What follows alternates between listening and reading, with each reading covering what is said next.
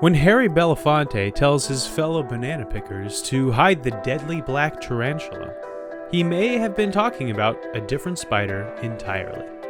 The Brazilian wandering spider is known for having some of the most powerful venom in all of spider kind. Plus, it can sometimes be found in banana shipments, so the story checks out, even if it's brown and not black. Find out why this 8-legged freak packs such a potent punch here in Life, Death, and Taxonomy.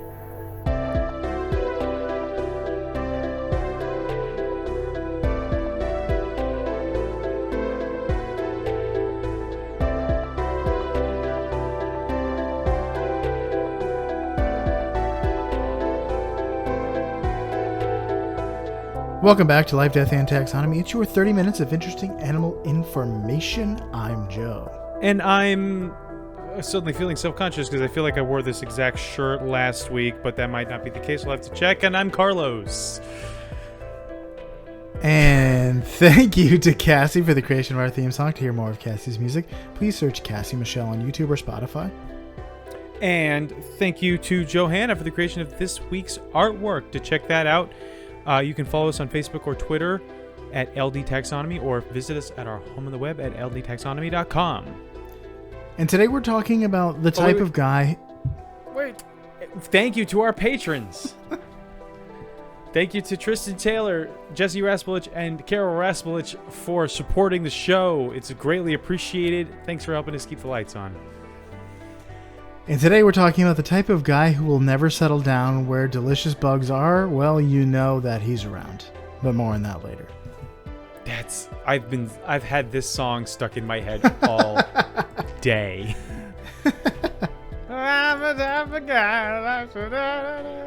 It's basically, that song is basically, I'm the type of guy who is a creep. Well, if you I just listened to the song today and paid attention to the lyrics. That's like I think we were mentioning it not too long ago when we were talking about the Banana Boat song.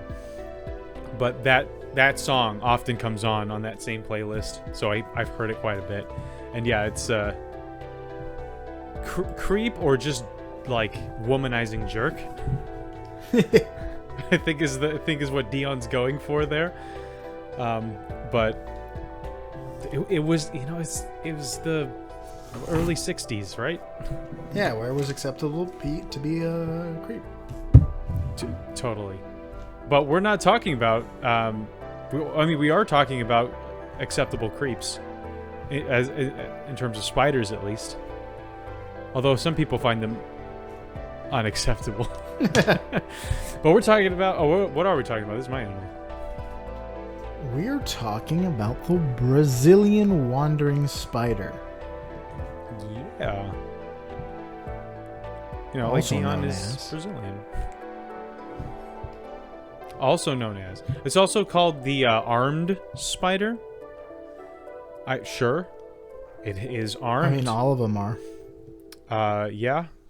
This one has more lethal arms.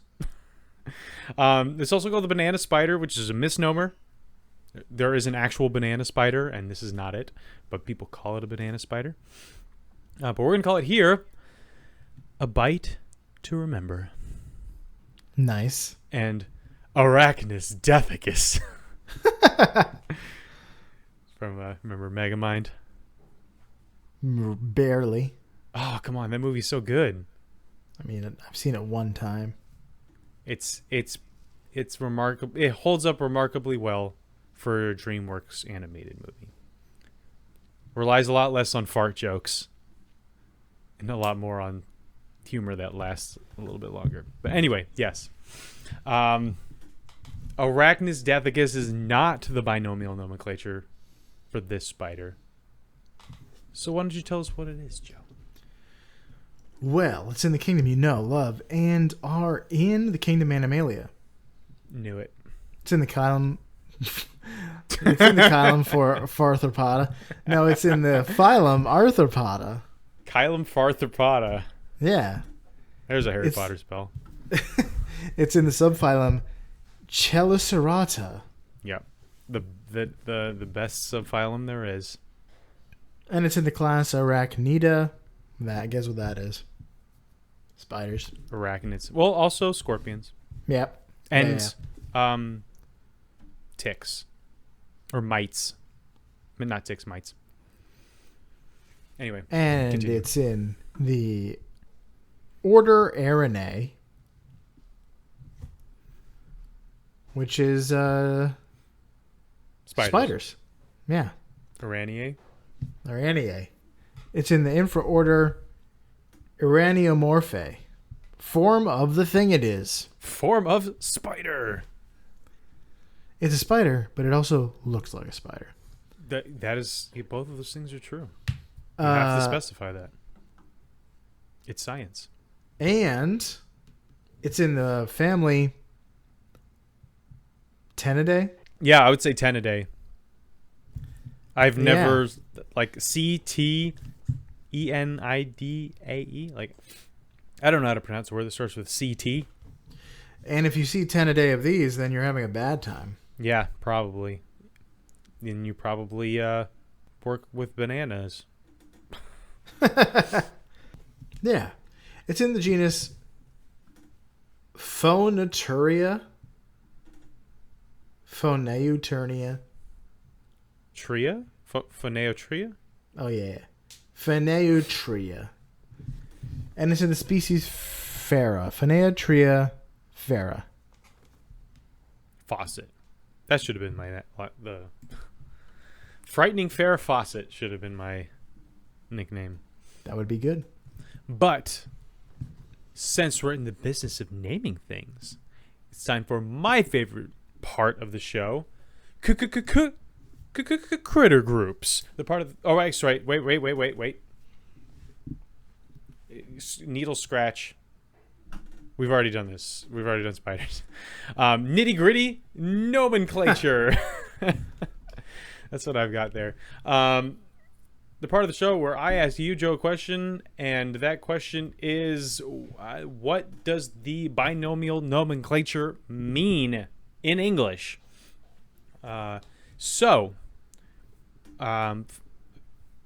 Specifically the genus, because Brazilian wandering spiders are all a part. They are all members of the what did we Phonutria. Phonutria. So what does phonutria mean, Joe? Does it mean A, murderer, B, resonant, C, wanderer, or D, banana dweller? I have to say resonant. Is that your What's the final first one? Murderer. It's got to be resonant. Final answer. The answer is murderer. What does murderer mean? It's Greek for murderess, actually, really. Murderer or murderess. Oh, I guess I knew I'd get you with the sound. phone is short for like phonic. Which is short sound. for murdering. Okay.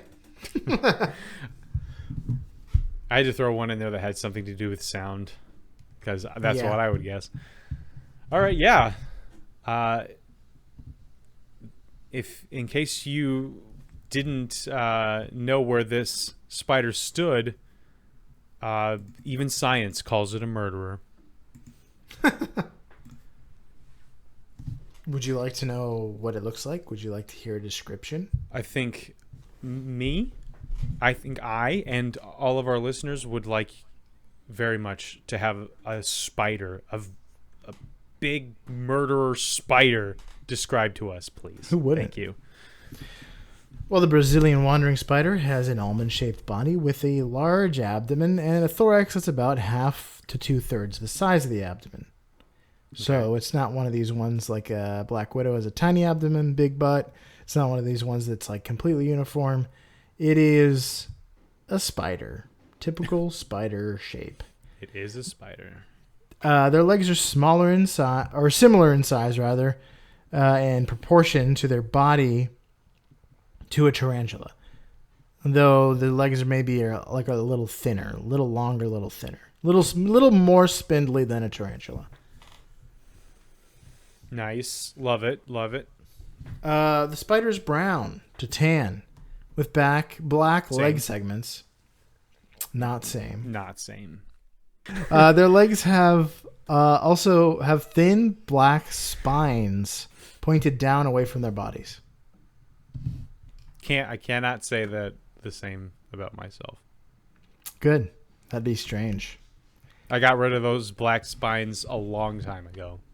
Yeah. It's a good surgery to invest in. Mm-hmm. I was very, very dangerous to waterbeds. Yeah, it's either that or like removing your wisdom teeth, and I think you made the right call. Yeah, but my wisdom teeth really hurt real bad. They're covered in dense, fine chitinous fur, which means when you look at a spider, it looks like it's hairy, but it's not the same kind of hair that you have. It's made of something else. But in the end result is similar. Yeah, just like the Goliath bird eater tarantula, if you want to go back and listen to that episode, and how it uses its chitinous hair as a weapon. Check it out. Yeah. But when we are thinking of spiders, there's two things we're thinking of. When it bites, does it hurt? And how big is it? So let's talk about the second one. Welcome to the beloved Measure Up segment, the official listener's favorite part of the show, the part of the show when we present the animal size and dimensions in relatable terms through a quiz that's fun for the whole family. It's also part of the show that's introduced by you when you send an audio of yourself singing, or chittering the words Measure Up into ldtaxonomy@gmail.com. We don't have a new Measure Up intro, which means we get to hear from an animal, and Carlos has to guess what it is.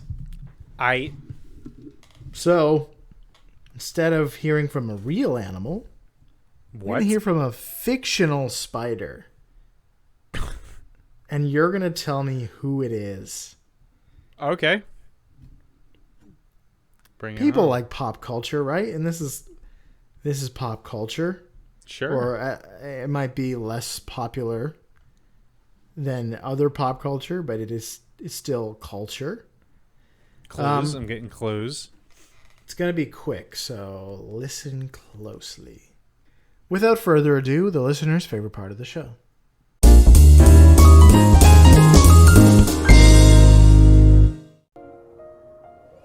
Why so blue? What spider is that? Do you know right off the bat what it is? If Absolutely not, okay. Is it A, Charlotte from Charlotte's Web? B, Miss Spider from James and the Giant's Peach? C, Black Widow from Corpse Bride?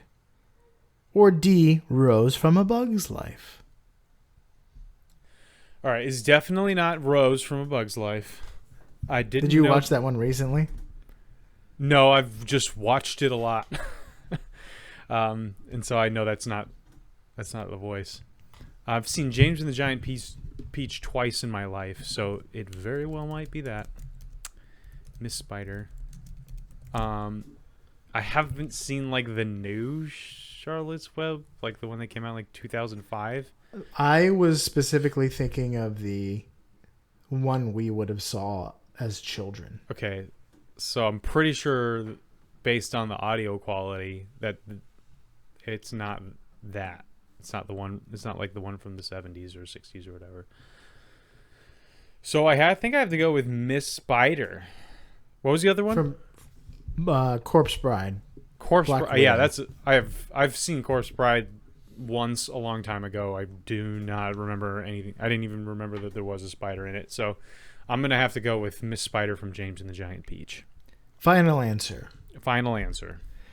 It is Black Widow from Corpse Bride. Yeah, I was never gonna get that.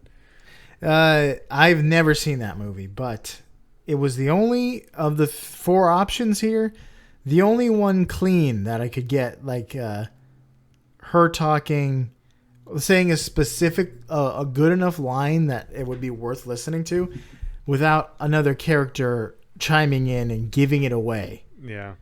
I found a clip from A Bug's Life, but then immediately the two little pill bugs start talking, and they're so like memorable. Memorable. Yeah, I would have immediately been able to tell who that was.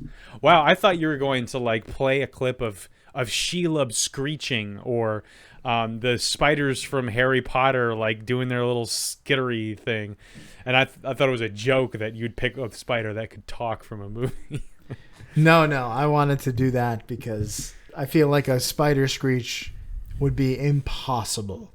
It's kind of like when I four birds in a row. I could identify Shelob's screech from the movie out of 1,000 different sounds. Well, that's why I would choose like the sound of the spider when Tobey Maguire steps on it. Yeah. Or something.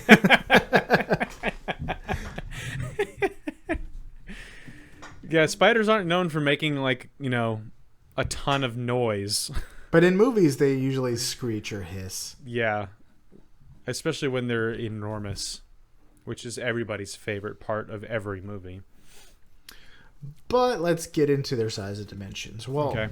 It happens to be Women's History Month, which I did not intend to do this. I think this has happened before, maybe like last year or the year before, where in March I did the measure up as two ladies. Has to do with two ladies. Just so happens. But hey, topical. We're topical. Sure, yeah. Let's talk leg span.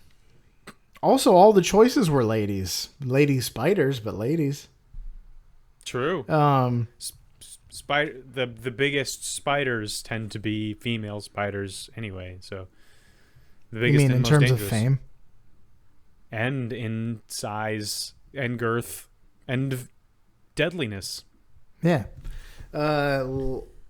Let's talk leg span. They're 13 to 18 centimeters, or 5.1 to 7.1 inches. Okay. How many spiders go into the height of the largest wave surfed on record by a woman? Is it the girl with one arm? No. Here's a hint. I have a children's book written by her that I read to Mason. Not every night. We switch it up. Anyway. Is it legible? Which arm was it? I think she's pretty good at writing with her left hand at this point. Here's a hint. Brazilian surfer Maya Gabeira wrote... I hope I said that right. Gabeira? Yeah, probably that. Broke this record in September of 2020 in Praia do Norte, Portugal. She said, the wave was pretty special, although it was terrifying as well. And if you look at the picture, I believe that because it looks insane. All right, I'm going to say 45 feet. Because that seems like a very big wave. Although rogue waves can get to be over 100 feet tall, so... 45 feet is a little shorter than the building we used to work at? No. Or a little taller? Significantly. No, the building we used to work at was 6 stories tall. So it was 6 feet. Okay. I couldn't remember if it was 4 or 6 stories. 6. So I'm going to say 76. Trombones.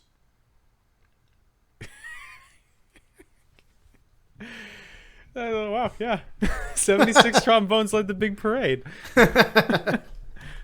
110 clarinets, something. I don't remember the rest of the song.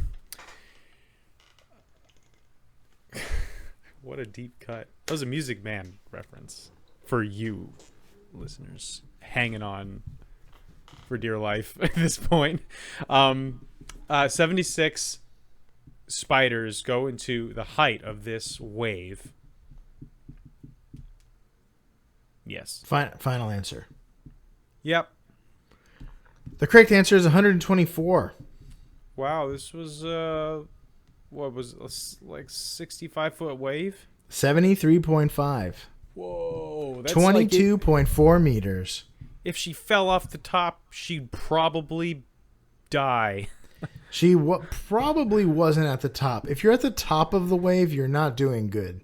No, You're like supposed- have you ever? I'm thinking of like I guess trick skating or trick surfing where they use the wave as like a ramp and they like fly off the top of it and come back down and all this. Yeah, stuff. but when it's at its height, aren't you like in the like tunnel? in the tube, sure. Yeah. I don't know. I tried surfing and I'm not good at it. And also the waves in South Florida were not tubular. Little. They were not tubular. So wow, that is a huge wave. Big wave. So let's talk weight. They're about an ounce, which is 28 grams. Also, like 3,000 pounds, because ounces are huge. 1 ounce. Yes.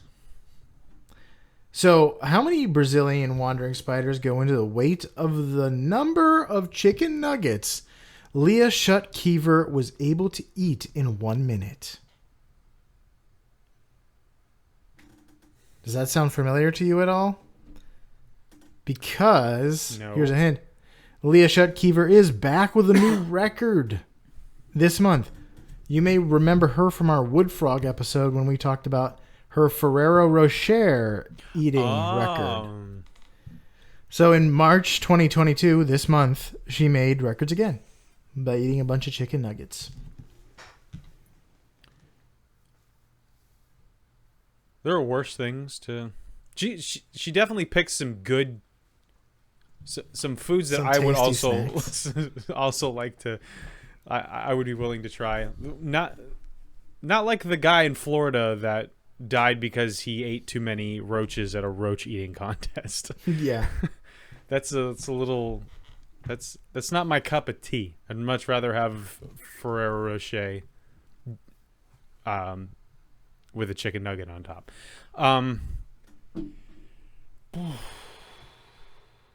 In 1 minute. Man, I'd really like to see this. I'm going to say... There's a video, the full video of it, so you can. And, in fact, you can go to ldtaxonomy.com and click on the link on this episode. Say 5 pounds. Which is 80 ounces. So 80. This is easy. Final answer? Yes. The correct answer is 80, you said? Yeah. How many did you say she ate? No, that she ate 5 pounds worth of chicken nuggets in 1 minute. In 1 minute? I don't know how this works. Correct answer is 12.5 spiders. Schutt-Keever was able to eat 352 grams of nuggets, which is about 19 nuggets. See, I don't know. Both this one and the Ferrero Rocher one seemed really achievable. Yeah, I feel like I could eat 19 nuggets in a minute. Maybe I can't because that's what the record is. But I don't know. I just feel like I've eaten like 8 nuggets in a minute, and go get a party pack from McDonald's and just see how many you can eat in a minute. I feel like I've eaten like the 10 count in like 5 minutes without really even thinking about it too much. So if I like really like, you know, it's really just 9 more. Lit a fire and, Yeah. and got going, I could definitely eat 10 of them in a minute. So it's just like how much more to get another 10 in there, you know? Now, it's measured in grams, not in the amount of nuggets. So if you really want to take the record, you got to make sure you get the chunky nuggets. Yeah, the nugs are different sizes, so you never know. Yeah. Anyway, would you like to hear some fast facts? I feel so bad for her. You thought you really minimized her accomplishments on that. I didn't minimize their accomplishments. She should just have eaten more. I was picturing a 5-pound blob of chicken nuggets, And I was 60 just, I was just seconds. picturing her unhinging her jaw and shoveling them in. And isn't that how these eating contests go? Or just like pouring a bunch of water on them until they become just like soup. A and then paste, just, yeah. yeah. That's what they do with like the hot dog eating contests. Anyway. Yeah, look, so this is a 7-inch spider. That is enormous for a spider. I mean, that's bigger than your hand. That's bigger than my hand. 7 inch, yeah. That is a very big spider.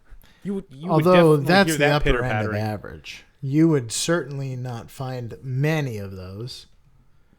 Anything close to that. Any spider the size of your hand.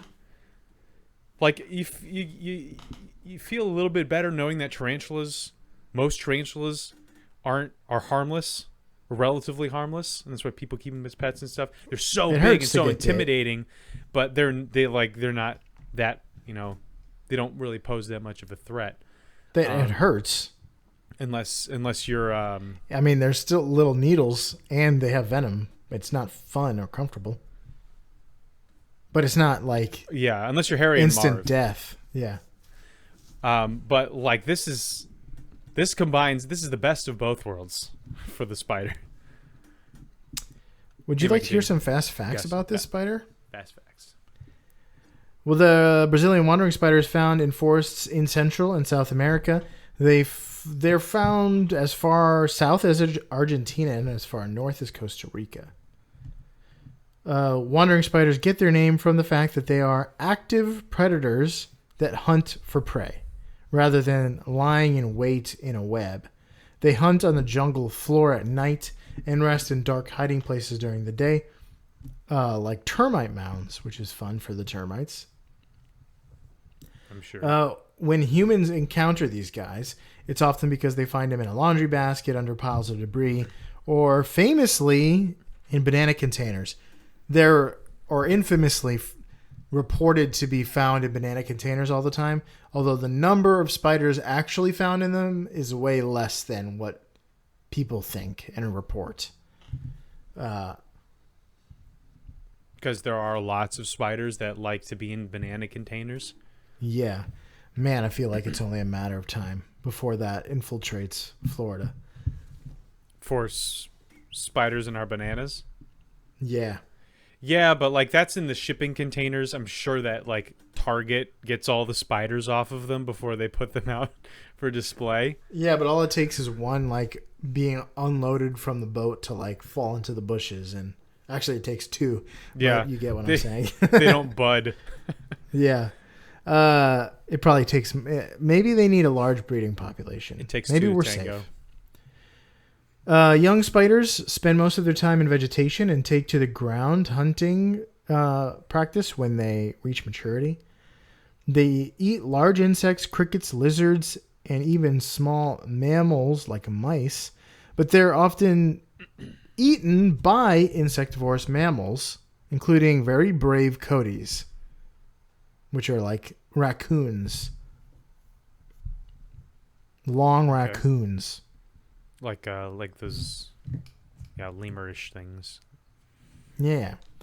But there's one thing we all want to know about it, and I think you can tell us. Yeah. Does it hurt when you get bit? The answer, yes. When so we for you out return there at in 11. Podcastia, so time for the major fact. I'm calling vitriolic venom. I had another name for it, but I changed that V word to vitriolic. So in the intro to this episode, we mentioned that the Brazilian wandering spider ranks among the deadliest spiders in the world, if not the deadliest spider in the world. But, it's hotly contested. The reason that it's considered one of the deadliest is twofold. One is that they have an extremely toxic venom, quite possibly the most toxic venom.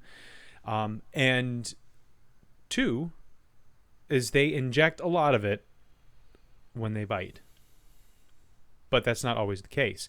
It is believed that they don't always inject venom with every bite. They may do a dry bite in order to conserve venom, to ward off predators, or even to kill small prey without having to use up its supply of venom, which would leave it unable to hunt effectively and unable to defend itself effectively until it uses resources to create more. So a smart spider conserves venom. And studies have shown that they may also tailor the amount of venom that they inject based on the size of their prey. So this is a smart cookie. You know, it's got some resource management skills. It says it right there on its resume. But because of this behavior, it's tough to call the Brazilian wandering spider the deadliest spider on Earth, because you might get bit and not really suffer adverse consequences outside of being bit by a 7-inch spider. But so what often takes the cake as the deadliest spider is the Sydney funnel web spider. And while it may not have the most toxic venom, it is not as good at resource management as the Brazilian wandering spider. It doesn't have the finesse. So it just, whenever it bites anything, it just injects all of the venom that it has. So basically, it's like if you meet the Sydney funnel web spider and get bit, you're getting a healthy dose. But if you meet a Brazilian wandering spider, you may be okay. Who knows? Like, how it's feeling. If it's feeling, sprightly, it might have a go at you. But if it's feeling frugal, it might you might just get a little pinch. I mean, it's gonna hurt, but you won't have all of the following side effects. So after about 10 to 20 minutes, if you get the VIP treatment from the Brazilian wandering spider, you'll have severe pain shoot throughout the bitten area and the limb that you got bit on. Your blood pressure will increase dramatically and quickly, which will come into play later. You'll experience vertigo, feverishness, nausea, vomiting, paralysis, respiratory depression, and eventually respiratory arrest. And that last symptom is the fatal one. So while it's not like people are dropping like flies in a spider's web, but it is responsible for its fair share of human fatalities, mostly because respiratory arrest is very bad if not treated. Fortunately, there is an anti-venom that will save your life if you're on the business end of a banana spider's fang, or a Brazilian wandering spider's fang. But and females produce more venom and have a greater more venom than males. So and they're also bigger. So just keep an eye out for the bigger ones. But their venom has a medical significance that I will address as tactfully as I can. Yeah, I know what you're talking about. So one symptom is the increased blood pressure. And so that's drawn attention from the medical community for its uses in treating ED. If you know what that is, we'll leave it at that. Due to the electronic disco, executive director. So increased blood pressure has a certain effect on men in particular, and it's very unpleasant when you're bit by a spider, and this happens. It could lead to permanent impotent loss of function. Yes. So very bad. If you get bit by one of these spiders, you definitely want to seek medical attention AQAP. But they're as looking quietly as possible. Just call 911, but you better darn whisper. I don't want to hear about it. Don't tell me about your personal life. But yeah, so they're researching this venom to see if it can be used in ED drugs. And I guess we'll know more about it later. I don't know. Which is the spider does what it does because of like nervous system overload and increasing blood flow to the point where blood vessels are bursting and like everything bad is happening. Mm-hmm. And they're like, what if we did this on purpose? It's like Botox.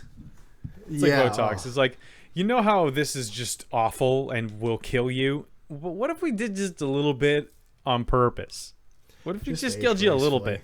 Can we just kill you a little bit on purpose? It's like in Futurama. It's like in small doses, botulism toxin, stretches and smooths the skin instead of killing you in the worst way imaginable. But yeah, that's what I got. This is a Brazilian wandering spider. If it did give you the full give you the full 9 yards every single time it bit, and it was a little bit more aggressive, then it would probably be unanimously thought of as the world's deadliest spider. But because it has some tact, some frugality. The title goes to Tobey Maguire. Yeah, he is the world's deadliest spider. Especially Bully Maguire. Particularly Bully Maguire. For you out there in Podcastia, stay on the move, regulate your blood pressure, and be frugal with your venom. Choose when to use it and when not to. Like the Brazilian wandering spider here in Life, Death, and Taxonomy.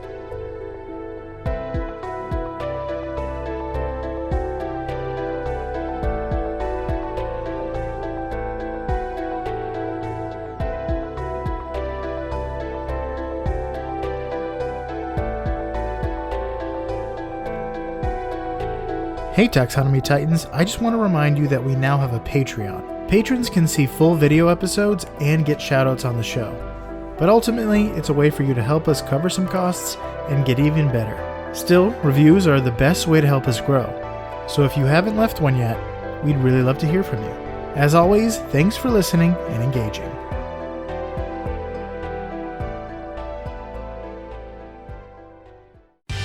Life, Death, and Taxonomy is my favorite in the world podcast.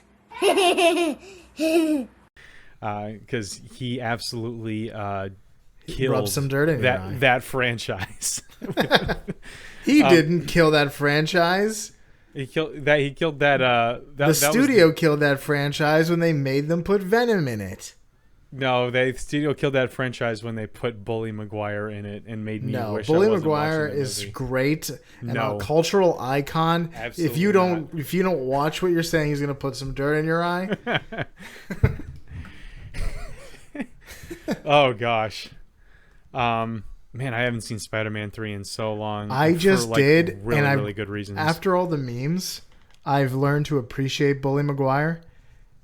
And I've realized that it's just story overload is the problem with that movie. If you compare it to the rest of the movies, they're all a little bit silly at times. Sam Raimi be that way, and it's part of the fun.